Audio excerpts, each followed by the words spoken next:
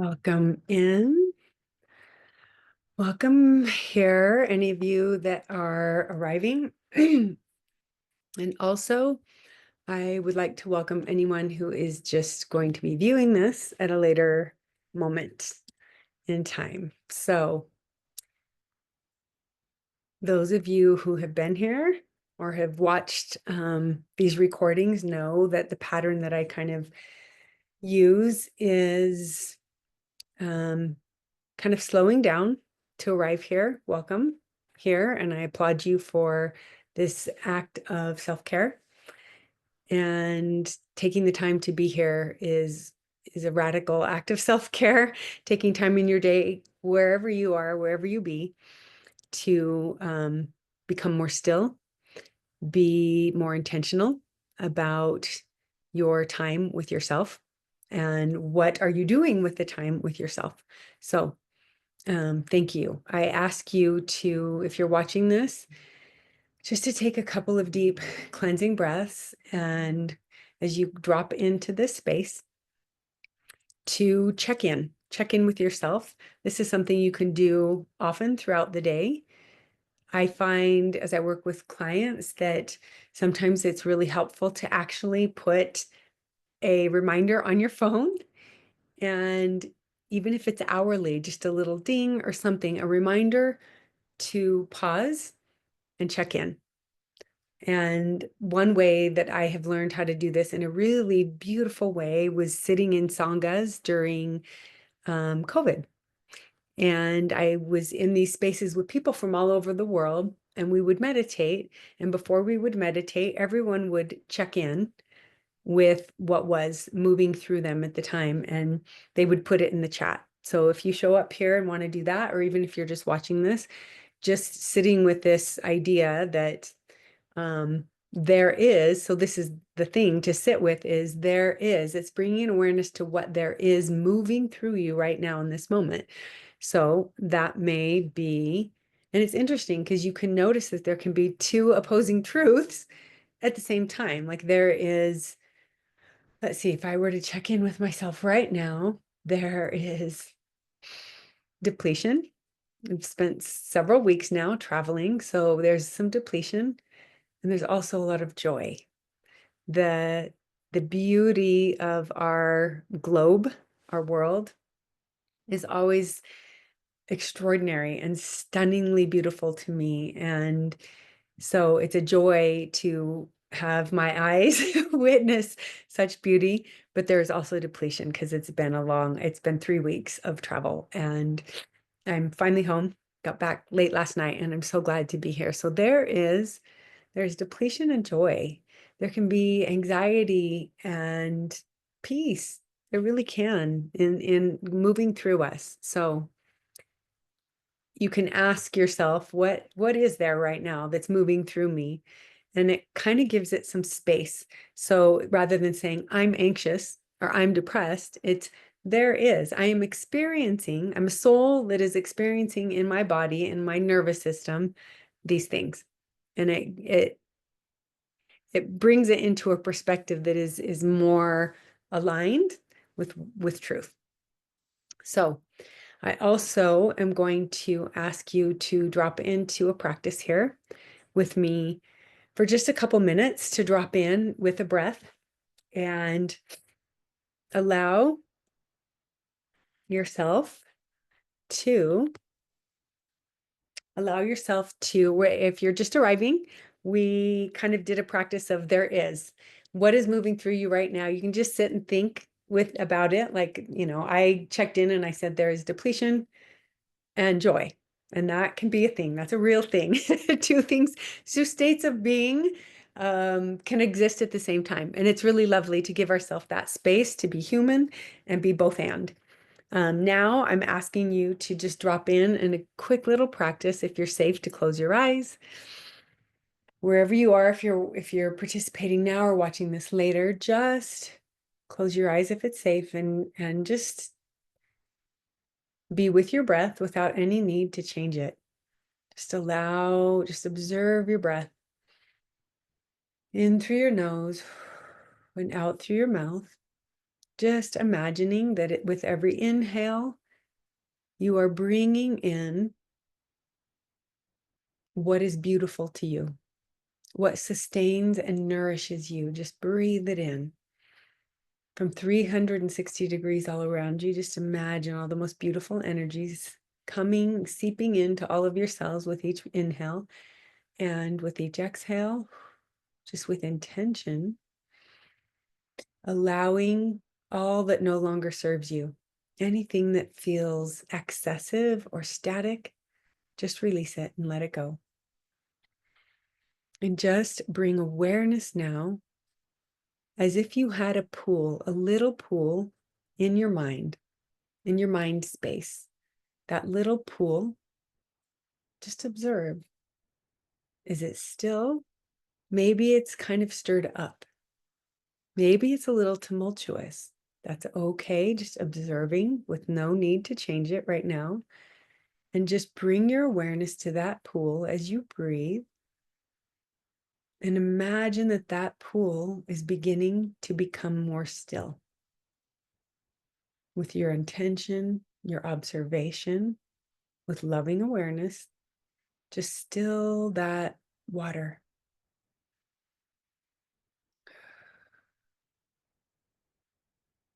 And now, as if there was a pebble dropping into that little pool, down, down, still, still, down to your heart space, where that pool is bigger, wider, more expanded. What is the state of that pool? As you just observe, just open up your heart space and breathe into your heart as if it had lungs. And allow the heart space, that pool of water, to become more quiet, more receiving. Bring your awareness there,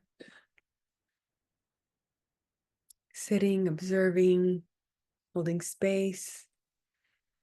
And now allow that pebble to drop down further, down, down, into the space of intuition. Your solar plexus chakra, actually. For women, I like to call this the sacred bowl, but men also have that chi, that prana, life force energy space. Just imagine that pool is deep and wide. Allow that to become still. Picture in your mind's eye a still, clear water in your mind, in your heart, and now in your solar plexus. I'm sorry, your sacral chakra. Down to that space of knowing, your intuitive knowing. And be aware that as we live our lives, so often these three pools, these three spaces that exist in us, with us, can often be stirred up. And if you know much about water, stirred water is murky. And it becomes more clear as it becomes more still. The dust settles. Think about how much of our body is water. 70% of our body is water. How often is it stirred up? When we get curious and feel like there's a lot of confusion in our lives, just imagine what it would be if you could be a little more still, bring some awareness and intention to your breath, and just drop into these spaces. I took a little bit longer, but you don't need to take that long. You can do it with just a few breaths. Come back to center, still the waters, still waters run clear. So thank you for being there in that space with me. So the theme for today that I wanted to speak to is this idea. Maybe you've heard this, I'm sure you have, if you're a human. What you see is what you get. And it's interesting because I used to really believe and interpret this saying that, well, don't expect more, just accept what's in front of you. Don't judge it, don't resist it, just be, I used to be just like, I think people used to say this to their kids, you get what you get and you don't throw a fit. Right? Like just accept it. This is what it is. And then as I kind of stepped into some other spaces of maybe spiritual practices and stuff, it was more like, when what we resist persists. So if we are in resistance to what is happening in our reality, we are literally staying stuck if we're resisting it. Now I see it as a different spiritual truth. It goes deeper and deeper. So what you see with your eyes is what your nervous system can actually perceive, receive, and feel safe to let in. And that is what we get. So what I'm saying here is, according to what our nervous system, where it's at, if it's very dysregulated and in limbic mode, where it's in fight, flight, freeze, or fawn, we will be having an experience that is limited to what our nervous system is open to. So our lived experience can really only ever be according to what we believe to be true. And our system, our nervous system, is what is guiding that. If we have a nervous system that is dysregulated and shut down in fear, stuck in old patterns of survival, we're not able to see and feel and receive the love, the beauty, the joy, even if it's all around you. We're literally stuck believing that things are a certain way because our nervous system is only open to this much. So, it's not because these things aren't available to us. It's actually that our body isn't open to experiencing them yet. We can, like I said, we can only experience in our lives, in our reality, what we believe to be true. I want you to think about this statement because it's, if I can give you like a visual, like if I believe that things are a certain way, I'm kind of boxed in. Like, this is truth. This is my truth, and that's the way the world is, and this is how I am, and that's who they are. We really are going to have our experiences be as big or as small as our beliefs are. When we are willing to be a little more open in our beliefs and start questioning, is it true that I am this way, or people are that way, or the world is unsafe, or whatever we believe to be true? When we open up, guess what also opens up? Our body. And now we're able to see and feel and perceive so much more because we were willing to be a little more open. I'm going to share with you a personal story, and I'm curious. I always get curious as I sit with clients over these years now. I used to think, oh, this is just my personal lived experience. But as I sit with others and I listen to their stories, I realize, oh, wow, this is not just personal. It is actually collective. So as I tell this experience to you, I'm curious if it resonates with you at all. So for many years, I lived, I guess I would call it kind of a quiet survival. I was over functioning, over efforting. I was taking care of others and constantly trying to get it right, to be the I don't know if I want to call it the most perfect, maybe the most righteous in the community that I was living in, and most especially for everyone else. I was showing up for everyone else, taking care and constantly trying to get it right for them. And underneath all of that, I was really carrying, without knowing it, deep grief, probably, if I'm really honest, rage or anger, and a lot of fear, especially around my ex-husband's patterns of addiction. And I didn't know how to hold all of these feelings. And so I did what any good human does when things feel overwhelming. I numbed out. So what I didn't realize is this truth. You cannot pick and choose what you're numbing out. When you are numb, you literally are numb. You think you're just numbing pain, but you're also numbing out joy. If you're numbing fear, you're also numbing connection. If you're numbing grief, you're also numbing love.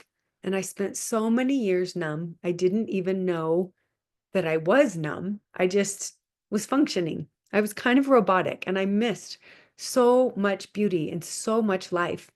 If I'm really honest, I often wonder, and I have talked to my kids probably ad nauseum with them, like I wonder what type of mother I could have been for my children if I had been less numb. And I talk to them about this because I'm more aware, I'm more open now that, oh my gosh, I can see. I don't think I showed up in all the ways that I could have. And they're like, Mom, you were doing great. And I'm like, but I have more awareness now of how much I probably missed out on. And I've actually sat with that version of me that was very numb. And I've given her so much compassion because I really, really was doing the best that I could with what I'd been given and where I was at in my life. So if any of this resonates for you, please, please know that you don't always have to live in a state of running or shutting down or blaming or being checked out. That there is hope. I am here as an example of what it's like to actually be like, oh my gosh, I can live in joy. I can have my nervous system actually be in peace where I'm not reacting or overreacting or getting triggered all the time by things. It's the most liberating space to be. And I'm not saying I am always in that state of being, but as a human, I give myself more grace. And I think just that simple act of grace for myself has really opened me up to receive more because I've given grace here. I'm able to receive grace from the universe and everyone around me. So Thich Nhat Hanh said a beautiful quote, and he said, if you are not fully present when you look at an orange, the orange is not really there. I'm curious how that lands for you. When I think about this, I think about me. Like when we are not fully present, think of when we eat. A lot of Americans, it's funny, I was living abroad for some years and people would joke and say, how can you tell that you're an American living in Europe? And there were three ways to know that. Very interesting. One, the number one way to notice if there's an American, abroad, they eat while they're walking. If you are walking and eating, you must be American because no other cultures really do that. They sit and they dine, they connect. They're not multitasking in the way that we're not even thinking about what we're eating. No wonder we're a country that deals with overweight, like weight problems, because we are not present with our food. We're just stuffing it in. I mean, if you think about your favorite, let's say it's not an orange, what is your favorite fruit? If you could sit with a piece of fruit that is fresh and just picked, I'm sure you all have something. I guess I would have to say for me, first thing that comes to mind are raspberries. My grandmother had just rows and rows of trellises of fresh raspberries, and we would go to her place. She lived in Piedmont, Oakland, area in Northern California. And we would go and we would pick basketfuls of these raspberries and I remember just putting them in my mouth and it was warm in the summer and it would just almost melt. I remember thinking, these don't taste like the ones in the store because they were fresh. And I enjoyed that so much. But when you aren't fully there to experience what you're putting in your mouth and the flavor and its explosion and what it's actually bringing, it's hard to receive it if you're just thinking about something else, if you're not fully present. So what Thich Nhat Hanh is, I think, what he's saying is, if you're not fully here in the now moment, when you're doing anything, are you really there? Are you really conscious of the person in front of you that might be sharing something with you, speaking, the music that you're listening to and the harmonies or the melody and the words? Like, what is this actually saying? What am I feeling? Are you letting it in? Ryan, as I make lunch to eat while I listen. Yes. Um, and it's good. It's just bringing more awareness. All of these questions are really interesting. I don't know, I'm always so fascinated about presence. Maybe it's because I spent so much of my lived life not even knowing what that what that could have been like to be more present. So not only could I not see the orange, I couldn't see or feel my body, my children, the miracle of every moment, the joy of the relationships that I had. And maybe, as this is just coming to me as I'm saying it, if what I was saying before about our body being open or closed according to our nervous system's regulation or dysregulation, that actually, if I am stuck in this kind of shut down way to be, numb, then how deep were my relationships? How connected was I really to anything, but maybe most especially myself? How disconnected was I if I was numb? For sure, I was disconnected from myself. And how do we give to someone else what we've been withholding from ourselves? Eli says, Noelle, I recently started yoga classes to focus on being more present, and it has been wonderful. I love that. I love, women, I don't know why this is, but women go to yoga a lot, and I've gone to yoga a lot. And I will see some men there, but largely the population of women or people that going to yoga are more female than male, at least in the spaces that I've been in different countries. But I love, and it used to be the opposite. Yes, that's interesting. Okay. Yeah, I probably, the origins of yoga wasn't just the asanas and all the poses, it was literal meditation, right? Yoga is a form of meditation. And so I love that. I'm hoping it feels like Eli that your teacher, and it really depends on what sort of teacher you have. I remember going to yoga for so many years. And then I landed here in Salt Lake and I dipped into a really beautiful community where I'm doing Qigong. If you have questions about that, I would love to answer them because Qigong is amazing. If you can find a place that does it, please go. Do yourself a favor. It's a form of physical meditation as can be yoga, but I attended a yoga class and the teacher was so present and so authentic. And the way she guided us I was bawling, I was weeping because it was so beautiful and so different than any other yoga class that I'd been in, where it was all about just the poses. And what I found myself doing, if I'm really honest, I'm maybe would have been more embarrassed to admit this, but I'm like, here it is. This is the truth. It was more about what I was wearing and if I could do the poses as well as the other people. So literally, I was in yoga class, kind of looking sideways, like, am I doing it as well as them? Comparison, right? Which can be the thief of joy. Like thinking that I'm not as good as them, or I'm better than them, or whatever that looks like. So I love this. It really can be a practice in so many levels of presence, of awareness, of embracing and acceptance of ourselves and everyone else there. Yes, I do vinyasa, and my teacher taught me about how only men were allowed to be yogis for sure long ago, right? Right?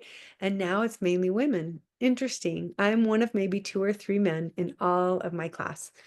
Okay, and that is really beautiful because it really is. Yoga isn't just about the poses, it's literally being in your body and bringing awareness to the breath as you move into these poses. It can be really beautiful. So thank you for sharing that, Eli. I love that. Okay. Oh, I forgot to tell this part of my story. So one day when I was really numb, not knowing it, um, I started to practice some meditation, right? And for years, I would sit there when I first started meditating in silence, because I meditated using I used guided meditations. I think it was Headspace app. And they had really wonderful guided meditations. And I did that for about a year, maybe a year and a half, until I started to step into silent meditation. And for about 3 years, the first 3 years that so I started that about 8 years ago, silent meditation. And for the first 3 years, literally every time I sat, I would cry. I would cry. And it was curious to me because I wasn't really a crier. I wouldn't have identified myself as that because now I know I was numb, right? You can't pick and choose what you numb out. You think you're numbing pain, but you're numbing all the possibilities of human experience. And so one day, as I was sitting in meditation, I felt something rise up in my chest, and it felt warm and exhilarating, and it was unfamiliar. And I had to pause and literally ask myself, what is this that I am feeling? And it was joy. It was joy. And I hadn't felt it in so long. I didn't recognize it. And then I cried because I was like, it was so beautiful. I was like, I have lived, that's when I had the awareness. I have been numbing out everything, not just pain, my joy too. And it was beautiful because I was no longer just in survival mode, because I was willing to slow down. And Eli says, and you also attended an amazing meditation as well. It makes such a difference when we will be willing to step into slow time with ourselves, right? It's great to do it in community. It's also really beautiful to do it with ourselves. We become the one who stays, that we stay with ourselves when things feel joyful, painful, whatever it is. We can feel safe, or we can feel safe to trust ourselves, to know that we're going to stay. We're not abandoning ourselves anymore. And that's so beautiful. So I want to get into quantum physics a little bit, but I do that a lot. And I really want to be here to um, support anyone that's here if they so want to come forward. If not, I totally get it and I can keep talking, but I want to have a little pause here, and because I don't want these to be so long that people won't watch them. So I really want to stay within the hour. And so if anyone has anything that they would like support on, if they feel like there's a challenge they've been having, or something feels heavy, or if they're noticing a pattern in their life, like this keeps happening and I'm starting to wonder why. I am here to support you and offer some support. That's what I do as a therapist. I'm clinically and metaphysically, that means things that you can't see. So spiritual psychology, transpersonal. Yeah, okay. I'm going to continue on speaking. And if you choose to come forward, great. And if not, just listen. Yes, okay, I get that. You guys are busy. It's lunchtime, it's Friday, and I totally appreciate you for supporting and showing up. Whether you stay or not, thank you. I want to say thank you. And anyone else who's just watching this, later at a later time, I'm going to continue teaching for a bit and then we'll dip out. Okay, thanks. Thank you, Ryan and Eli. I appreciate you showing up. But Deepak Chopra tells, well, actually, it's just quantum physics. So any scientist in quantum physical science talks about, we know now about the observer effect. And in the quantum world, things exist in a state of possibility, like literally in a state of possibility as a wave of energy. And this is where it gets really strange and beautiful when you start to understand the concept. When anyone comes to me as a client or as we sit in these spaces, I always go back to the foundation of quantum physics, because when we live in this world and we don't really understand the way that the world works and reality is, it can be easy to get caught up in believing that everything is real and heavy, and we get so serious and we numb out and we run from ourselves instead of becoming an ally. Like, think about it. What a gift to create an alliance with the only person who can never leave you. That's you. That's beautiful.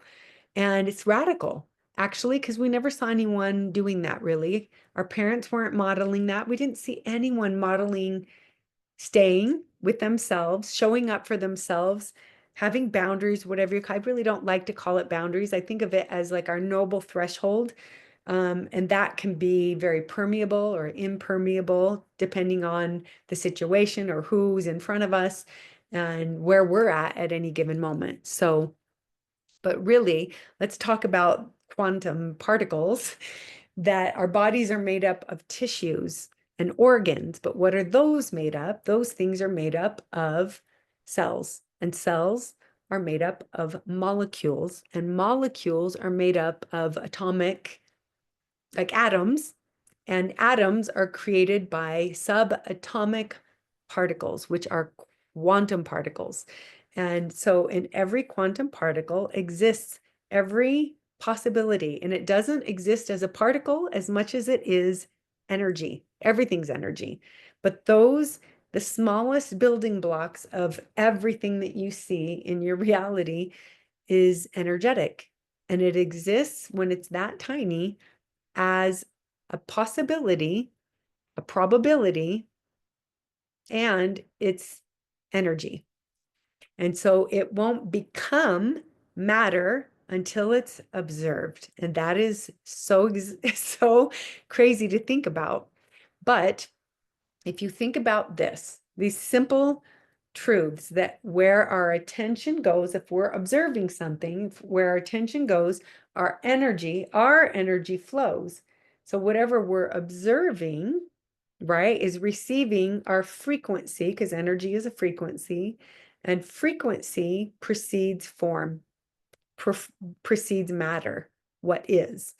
And so really what that means is wherever we're giving our attention, if we're thinking, I don't like them, or I am judging them, or I don't like me, what is our inner dialogue anytime at all? That's what we're growing. So be aware. What are your thoughts? What are you thinking about? How are you feeling about those thoughts? That's what you're growing, literally, into your reality. So if our power lies in every now moment, because all we ever have is now, the eternal now, the past and the future exist only as we think about them. We can only think about the past and future when? Right now, right? When we do healing of past trauma, when are we doing it? Right now. We can't go to tomorrow, but we think about it a lot. And when we are allowing our painful past to inform our future, then our future actually becomes fearful because we still haven't accepted our past. When we finally turn to our attention towards the past versions of ourselves and stay and give compassion and love and grace to those versions of us that didn't know how to be a certain way, like I love on the part of me that was numb. That's the best she could do right then, apparently. And so I love her. And she starts to feel embraced and accepted instead of shadowy and othered, dismissed. And she starts to come home to me. And I become more whole because all the fractured parts of me, I'm welcoming them back home, and I am becoming more whole. So as I give my attention to the versions of me that only ever wanted to be held and seen, they come back home, and my attention is no longer being pulled to my past. It's much easier to be present when we have forgiven, given grace to all the past versions of ourselves.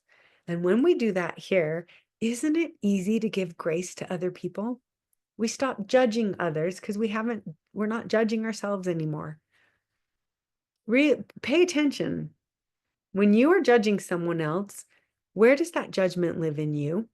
It's a really good experiment to start thinking about and feeling into, wow, if I am triggered by that or judging that, it must live in me, or I wouldn't be judging it. I wouldn't be triggered by it. Okay. I don't know if any of that confused you. I'm trying to think about the quantum physical part, but really where like think of a plant. Like if you bought a plant and you brought it into your home and you wanted it to grow, would you ignore it? Would you never water it? No. So think about it. Where our attention goes, oh, I want this to grow. I want this to become beautiful. I'm going to give it water. I speak to my plants and they're beautiful and they grow and they're lovely. And I believe that it's partially because I know that it's a living organism and that my energy and my attention and care towards it in a certain way creates it. Ah, Eli, your mom speaks to her plants. Right on. I love your mom. I haven't ever met her, but I love that. It really is. Why not? Why not give attention to it and grow that beautiful thing? So what we're paying attention to grows. And if it's a positive thing, that's lovely. But the opposite of that is or the converse of that is true. Also, like when we are complaining or being a victim or blaming someone, then we are literally growing that energy within us. And we send out a ripple, a signal. And what does it bring back? Like energy. It can only ever bring back like energy. So when you're sending out the ripples of joy and love and presence, guess what? The universe gives back. God, the spirit source, it's giving back a like energy. So when your lens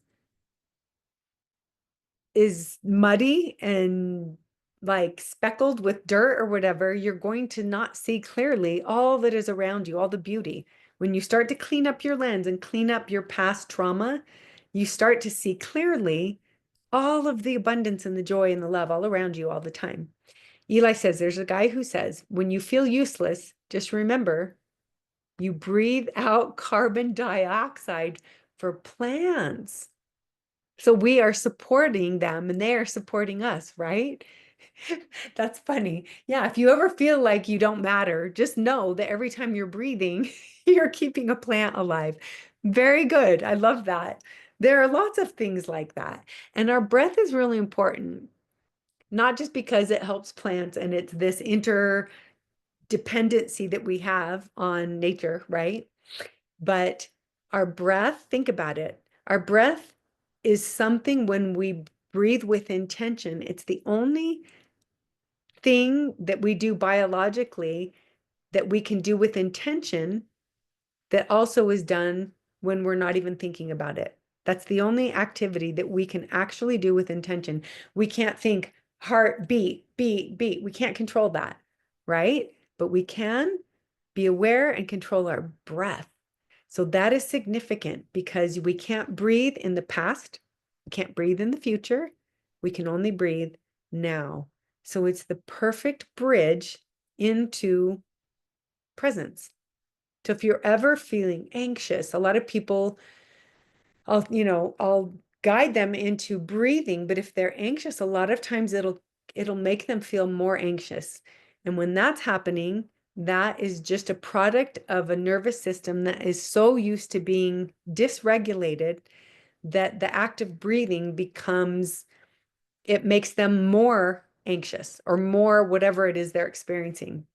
So it's an interesting thing to sit with your breath and allow that to be a bridge into right now, into your body, to soften and relax like we did at the beginning. We did the 3 pools, like the pool in the mind, this little pool there, coming down into our heart, a bigger pool, and then down into our sacral chakra, where there's a big, deep, intuitive wisdom stream that is a deep pool. But when those pools are stirred, they're murky. Still waters run clear. So that's a really good practice to bring your breath to these 3 spaces and check in. Are they stirred up? Is there clarity? Is it still? Can I be still? Can I be present? And your breath is the quickest way to get there. Okay, so circling back around to that idea at the very beginning that I spoke of, what you see is what you get.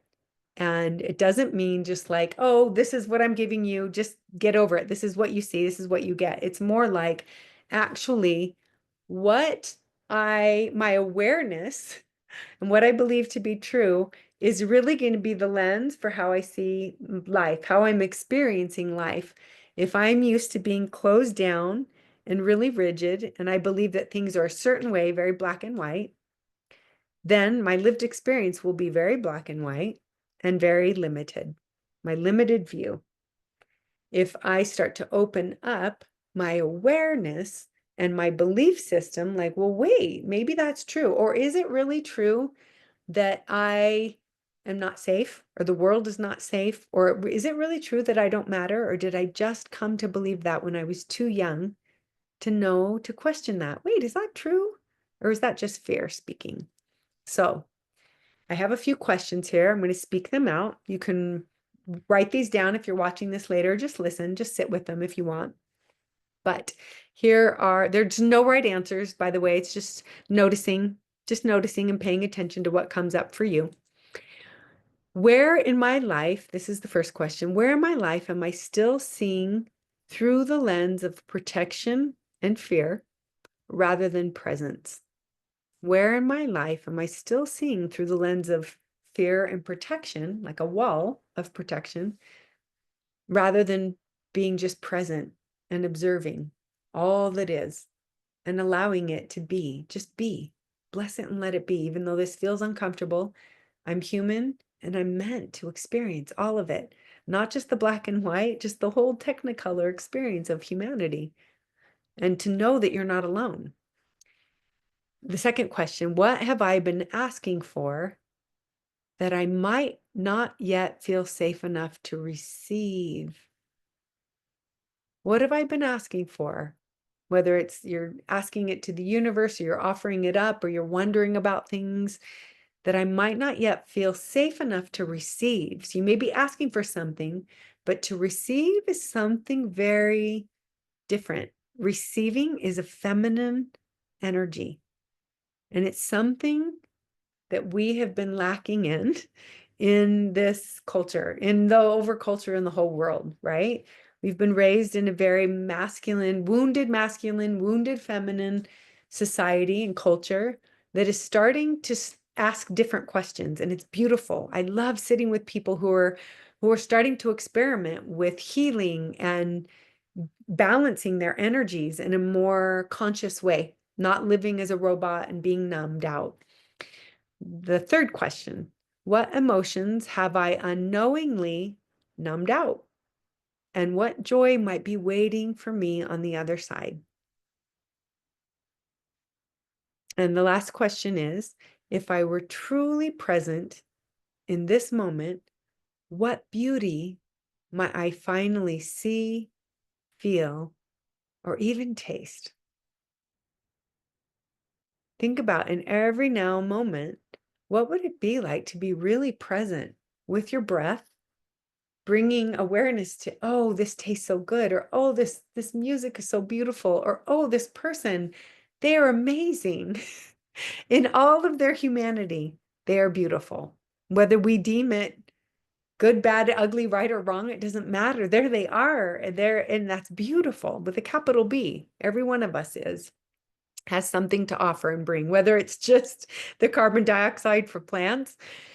Anyway, okay, I wanted to just share this final thought that I am proud of you for being here, for showing up, for choosing presence over performance, for curiosity, actually, over shame, maybe. You are not broken. You are beginning. I think we are a generation, and the generations that are coming after us, and those of you are already in the generation after me listening, that you are thawing. You are right in this space where maybe you were raised by the silent generation, but your parents for sure were raised by the silent generation. And now you are choosing a different way to be. You've observed, wiser. You're like the next version of the iPhone that comes out, right? It's always getting better, always getting better. And look at if you choose to have children or just in all the relationships that you are showing up in a different way. And I'm aware of you. I see you. I'm so proud of you. And I want to thank you for all that you do to want to be present, to be really here and to experience humanity in all the ways instead of dismissing what is feels heavy or broken in you, and to really witness it and bring it home and be lighter, be more free, have more joy in your life. And that's the ripple that you're sending out. And it always comes back with the same thing that you sent out. Don't ever forget that. Um, Once again, thank you. I love and believe in you, and thank you for being here. And that is it for now. Actually, someone's coming in, so I'm going to see if I'm just finishing up here. I was wrapping things up, but before I do that, I wanted to just check in and see if there's anyone who wanted support before I say farewell and check off here.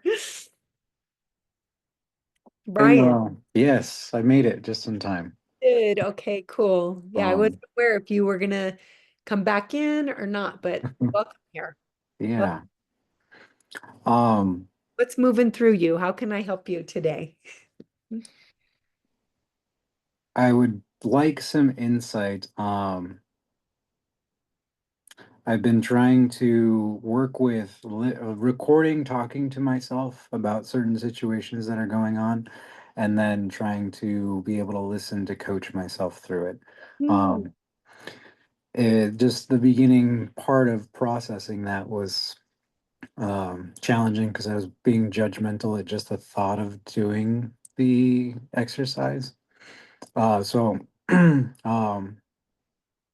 when I went to go open up my voice memo notes on my phone, I found shared voice notes from my ex-girlfriend. They're all like, the sweetheart messages, of course. So Yeah. it's been a month after the breakup. So I was like, oh, this should be really triggering and I should have like a physical response to this. And Yeah. that didn't happen. So I was like, oh, okay, cool. Like, I'm cool with this. Like, I hadn't heard her voice in over a month, and the memories and such came back. And I was totally caught off guard, not expecting to open the app and find those things.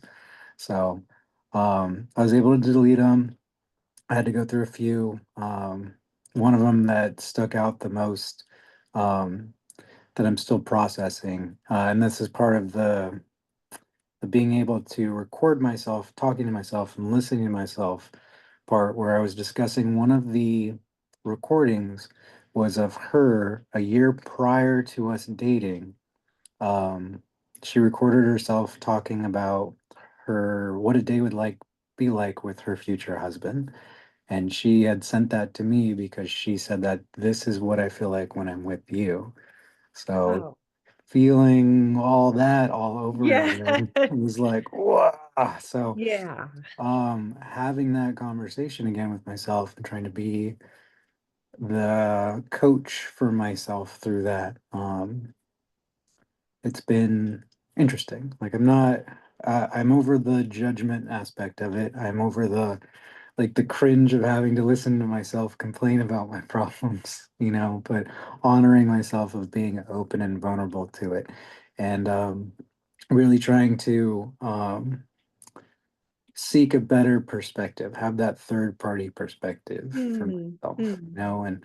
and the biggest thing is I had asked in a community for the subconscious healing about, the main question is it true? And there are certain parts of processing it. If once I do the recording and listen to it again, it's like, okay, what is true? What isn't true? What Hmm. do I have the real understanding of, And with that recording, it's like it was true for her in that moment, but um the backstory to the breakup of our relationship is that 3 days later, after we had broken up, she ends up engaged to her ex-boyfriend. which stings, but it's like what is true for her in that moment when she sent me that voice note versus the actions that she played into, and I'm Yeah. trying to untangle and understand the emotional component and also try to understand my perspective of it and also try to give space for her perspective. So Mm, I would love, it's very difficult to um, coach because it's trying to get out of the mess and see it from the higher perspective. So I would love yeah. your insight on um, continuing to process this situation and being able to seek the higher perspective. Yeah. Ooh, okay. It's so good. It's so rich, everything you just shared. So first I want to honor you. The first time you were on here, it hadn't even been, oh, I'm still here. you are. What happened? That just totally, you just disappeared. So that's never happened before. Okay, here you are. Yeah, I want to honor the fact that the first time you were on here, I think it had been less than a week that's true. that you had, this all had just blown up. So things were much more raw for sure. And and yet you're like, isn't it true that when we go back and listen to something or hear something, it's like you're there again, right? But we're never the same. And so I'm hearing you say, first of all, I want to say, what a beautiful practice that you are offering to yourself to speak a voice note. Just say, oh, like don't filter it, let it out, and then listen to yourself. So you're able to kind of show up in a way that's very unique because you were just listening to what's real. This is what's real. But you're noticing there's a difference between what is true and what is true. Like, Yeah. because that can change at all at any moment. Like, Mhm. and I've it real like a depth and emotional maturity is being able to hold two opposing truths at the same time. So you're listening to her say these things, and it was her truth, or she wouldn't have spoken it, right? That was what was moving through her. She shared it. We can't ever know what really she was sharing it. I'm assuming she really meant that in those moments, right? Then you told the story of, yeah, this thing happened. We broke up, and now she's engaged to someone else.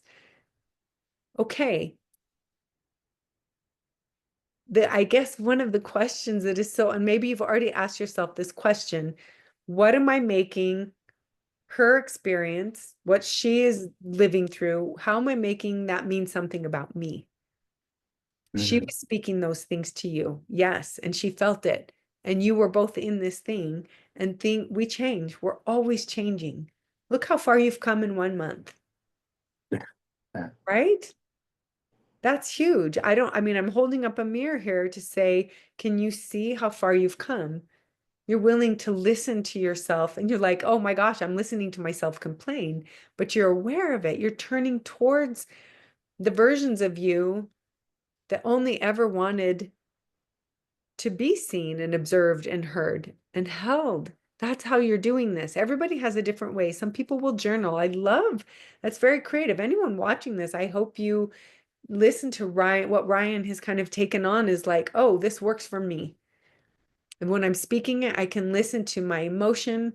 It's really, it's very real. It's very honest, right? You're just speaking it out and you're not filtering it. And then you're going holding those parts of you. I think. How has that been for you? I want you to go a little bit deeper and like, I don't want to judge it because that's real. That's where I'm at. And yet, how am I able to show up for those versions? How has that felt for you, Ryan? It's felt very different because even though like time has passed, I think the biggest healing aspect is that my nervous system is not um, triggered at that point. Like I'm used to anything like that in the past would be like panic attack in that same Mm, sense. Like my heart would mm, be racing and I'd be overwhelmed with emotions and like, yeah. need to have to do some breath work and everything to be able to get the energy out. And this time I was able to honor like, oh hey, like this is of this all this energy is of the past, you know. Um, and I could leave it there. I didn't have to bring it with me. I didn't have to bring it into the presence and I didn't have to feel um, anything because I've been sitting with my own emotions and being willing to feel all the griefs of the relationship rather than trying to like run away from it. Like I've been welcoming it for it. Now you shared earlier being able to just to be the one that stayed, and that's been my mantra of like, hey, I'm here in the loneliness and sometimes the ick of Mhm. being alone is not fun to go through. And it's like, oh, but I get to be the one that stayed. I'm not going anywhere. So if I can sit with myself and just feel the loneliness and know that like, oh hey, if everything's okay, and after 5 to 10 minutes of feeling the feels, like it's over. And I don't have to carry that fear with Yeah. me. Yeah. Have you ever been, so the question for you is I'm sitting here listening to you and just feeling how much your energy is shifting and has shifted. What has staying, being the one who stays, what is that doing for you? Have you Hmm. noticed anything? I'm so curious. Uh, Definitely being able to um, be more present and being able to face the uh, I'm here. Being able to face both depths of the like emotional roller coaster, and the roller coaster hasn't gone up and down as much. So I've been Uh-huh. more grounded in the sense of staying in gratitude with what I do have going on Yeah. and being able to stay present, and it's like, okay, I don't know what the future holds. I don't know, and I don't need to know. I just need to know what I need to do today, and being able to appreciate the magic as it kind of unfolds. So, Okay. um, I've been able to have better, more meaningful conversations.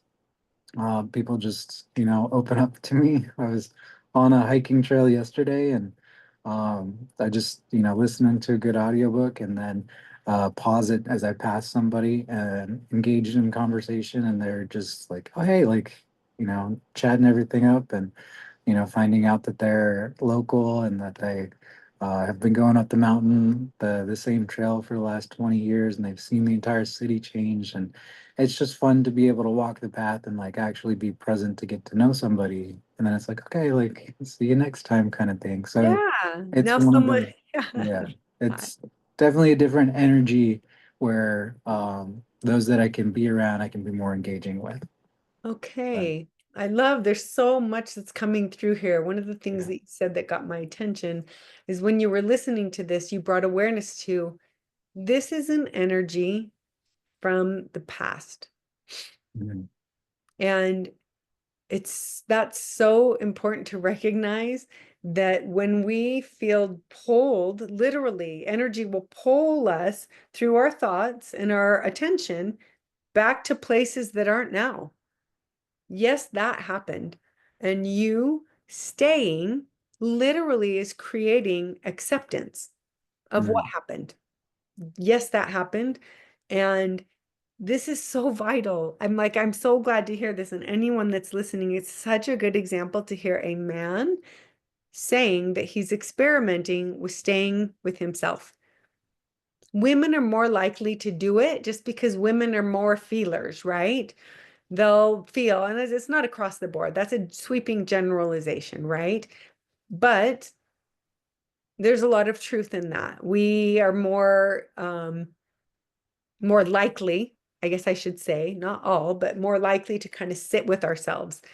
To have a man say, what if I was the one who stayed? What would it be like to create an alliance, a friendship, a true friendship with the only person that could never leave me, and that's you. So when people talk about self-compassion and self-love, they're really buzzwords, but it's not just saying mantras. It's what you're doing right now. That's it. Mm. That's it. It's being the one who stays, who isn't. And when I say stays, some people are like, well, what do you mean? What I mean is exactly what you're doing. You are finding a way that works for you. Everyone's going to have a different version of that. You have discovered, oh, when I do a voice note and I'm just letting it out, like I'm just really releasing a lot of the old shit, that old energy that kind of kept me stuck, kept pulling me back to it. I'm releasing it. And then I'm finding that as I listen to it again, I can pause it and I can actually have a conversation with myself. And it means that I'm observing it. I'm not judging it anymore. Maybe sometimes I do, but then I catch myself, oh, there's no judgment. Of course he felt that way. Of course you feel that way. How could you not? This is what you lived through. It's so normal. And I love you for taking one for the team, for living through that shit that actually ends up being the greatest fertilizer for years growth, Ryan. Our shit becomes our greatest fertilizer if we allow it to be. Mm. And the more you turn to all the versions of you and what they decided, the choices they made, the things they said, doesn't matter, with so much acceptance, those versions stop complaining. They stop being negative because they got your attention. That's all they ever wanted. Definitely. Right? That's all they ever wanted, and you are doing it. So whether it's journaling or listening to voice notes, it's really brilliant. I love that idea. I love that idea. I'm going to start using that with clients. Like everybody's going to have a different way that they learn. Some people are learning kinesthetically, some by hearing, audible, some by reading or journaling.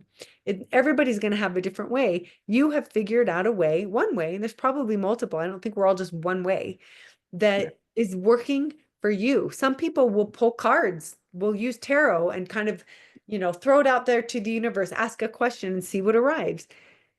The universe, which is we are connected to in every single way. So really, I like to think of it as ourselves.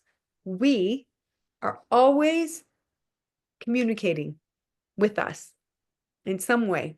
Are we listening? Do we have eyes to see and ears to hear what messages are coming in for us, whether it's in a song or another person says something, or there's an animal that comes up, animal medicine. What is the spiritual meaning? Google it. What is the spiritual meaning of a hawk flying over me for a minute, like in my car? What is that? Is it random? Maybe. I don't know. What are the numbers I'm seeing? What are the messages we are always trying to get? The universe is always trying to get our attention. Are we paying attention? So you have discovered a really beautiful way for you to show up for Ryan. And it's working. I'm seeing you. Yeah. And I'm saying, keep doing what you're doing because you are learning about Ryan on levels that will keep going. We are limitless. There's no, well, I did it for 2 months and then I stopped or whatever. Or maybe you'll discover another way that works. But the more you stay, the more depth you start learning about Ryan. We are multidimensional people, souls. Yeah. And and what you are learning about Ryan is that you have the capacity to hold space for whatever comes. Now you are teaching yourself and learning, receiving, you're giving and receiving to and from you, both and that you are safe. You will always be safe with Ryan and you can trust him to stay. That's why we're here. I feel like that's why we're here. Yeah. That's what we Yeah. came here to learn. Yeah. Because once we're doing that here, it naturally flows out grace and love and compassion and the courage to stay and hold space for anyone because we did it here first. And you're doing just that. You're experimenting with something that not very many people do. Yeah. And your That's energy shifts and changes. Look at you. Look at yeah. you. You're Yeah. radiant right now. Yes, there's going to be sorrow. Yes, there's going to be days that feel heavier than other days. You're human and you know how to stay and give grace to the version of you that's feeling it again. And it keeps coming and it keeps coming and you keep staying. Then pretty soon you're going to keep noticing your body, your nervous system starts to open up to more love, more abundance, more joy. And that becomes your new normal because that past energy that was pulling you back to it, trying to get your attention, please see me, please feel me, please stay. And you stay and you stay until finally it stops pulling at you. And guess what becomes really simple? Presence. I'm just here. And I'm noticing life is achingly beautiful. Yes, we're human. Yes, we're going to feel all the feels, but isn't that what we're here to do? Yeah. I'm going to deny myself being human because I'm not willing to feel or stay with my feelings. That's that really you become unfuckwithable. Like it doesn't Yeah. matter what comes, what happens in your life, because you know, I'm I'm gonna stay. I'm not going anywhere. I'm still here. I trust myself. I'm safe. It's all good. Life is actually always ever giving me opportunities to grow, to win. Mm. Even if it feels like shit. Well, there's some more fertilizer. Yeah. Well, what Okay. is this going to mean for me? I Right. don't know, but I'm going to stay and I'm going to find out. There's so much beauty in that. And it changes everything. Thank you, Ryan, for showing up and sharing what some of your process has been. It's so beautiful to hear. And I wish there were more people here to support and say, "Oh my gosh, you're a badass. You're a rock star." Well, yeah. Because not Mm. everyone's willing to Oh, do this, but when they see no. someone else do it, they're like, somehow it gives them more space to give themselves permission to show up for themselves in the same way. They're Yeah. getting curious now. Well, if he can do it, maybe I can do that too. That's what it's giving. And it's energetic. Your energy is shifting. It's shifting and moving and changing in all the ways. And what we send out comes back. And it comes back multiplied. That's the weird thing about the universe. The more you give, the more you actually receive. It's a law. It really is true. The more we're generous, the more we receive generosity. The more we're open, we receive more openness, more Mm. possibilities to be open. When we're closed, it seems like everything around us is closed because that's our lens.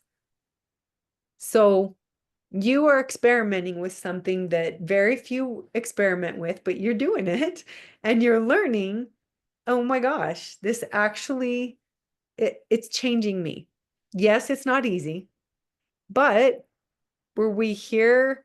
I don't, this is the other thing that I'm really beginning to feel and understand. Maybe you've had some experience with this, that, and then I'll wrap this up. But when we actually learn and learn and learn from a lot of experience and a lot of suffering, we're always growing, right?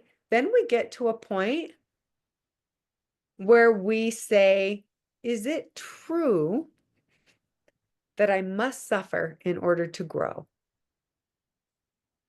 Mm. That's a question to sit with because when you think of someone who is enlightened, are they suffering anymore?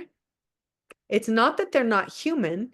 They still will have something bad happen, but they see it with a different perspective. They're like, oh, it's a game changer when we start saying, wait, if life is always my ally, always helping me win, well, not that we're winning or losing, but always helping me expand my awareness, then is that really bad? If I believe it's bad, then it will be so. But if I'm like, oh my gosh, what is there to learn in this? And quickly we become the one who chooses. We're choosing to stay and observe and maybe transmute what previously was really heavy and gross and I'm going to dismiss that and run from it or numb out. Suddenly we take that energy, whether it's anger or fear or grief, and we bring it in and we say, I send it out with love. That now we're no longer learning from suffering. We take what's coming in and we transmute it with love. And suddenly we're learning not through karma, but through dharma. Mm. We're the one who stays. We know who we be. We're like, oh, I am love. I am abundance. I am joy. And anything that comes in will leave as abundance and love and joy. Because I know I can transmute anything. So Mm. what you're experimenting with is really, really powerful stuff. I hope you understand that. It's change. Definitely feels that way. Yeah, it's changing you. But can you, I mean, maybe you're not at this space yet, but it feels like you might be willing to kind of turn towards that and say, yes, all of that happened. It did. And what if, what if that only ever was an experience to help me grow and expand? Because now how you show up for you is how you will show up in a relationship Yeah. and what you will be available for or not. Now you know, because you live that. How else do you know? Well, you learn and then you stop needing to experience so much in order to remember. You stop forgetting. Oh, that's right. I had those experiences. I know who I be. Yeah. So when things come in and they don't feel aligned, you don't go towards them because now you trust yourself to be safe to show up. You're not waiting for someone else to show up for you in the ways that you've already shown up for yourself. You're not requiring that so much. You're like, oh, that if that feels aligned, I know they show up for themselves. So they're not waiting for me to show up for them. I show up for me, they show up for them, and we come together in a very equal space and energy. The greatest gift we can ever give to someone else is to do our own work and for them to do the same for themselves, right? Yeah. Okay. I don't know if that answered or gave you any insight. Lots, lots. Okay. The saying that I heard was, life is not always happening to me, but it's happening for me. Yes. Yeah. And I think beyond that, for and Yeah. with you, because now you are a co-creator with all that is as you take in energies that maybe aren't yours, Yeah. right? If Yeah. someone's projecting it on and you are a big enough being to be like, oh, is that really true that I am this? Yeah. I can take that in, transmute it into love and bless it and let it be. I don't have to react. Maybe that doesn't trigger me, but it gets me curious about what's moving through me. Is that Mhm. really mine to hold? Maybe not. If it's triggering me, it's showing me as my ally. Thank you for showing me where I'm still not free. If it's triggering me, it's showing me, oh, you've got some more, you get to love on yourself some more, right? That's all it is. And it's that over and over and over until we're finally like, oh, I don't learn through karma. I'm learning through dharma. My purpose is to be love. It's to show up for myself in love. And now that's what I send out. And it's what I attract. Mm. Your life will change. So be watching when we are kind of numbed out and shut down and concentrating on the past, we really are not open to what is coming in. We don't see it. But now you're opening up and you're starting to see things with a different lens. There's more to see, more beauty that's always been right here. And what the heck? I haven't been seeing it. I haven't Yeah. been receiving it because I've been shut down, concentrating on something else than what's trying to get my attention here now. So it's all of that. And I am here as your witness, having done this work with you a little bit, to say, keep going. Whatever you're doing is magnificent. And Thank you. and continue to be your own cheerleader too. I think one of the coolest things in all of this is when people understand it goes from being a concept and it drops in wait a minute. Not only am I the one who stays, but I get to witness all the versions of me coming home to myself. I get to witness that. And I get to be a part of that, my own evolution. That is so amazing to be present with that. Because most people they aren't even aware, right? Yeah. But you are there and you're like, I get to witness this, me, like coming home over and over and over.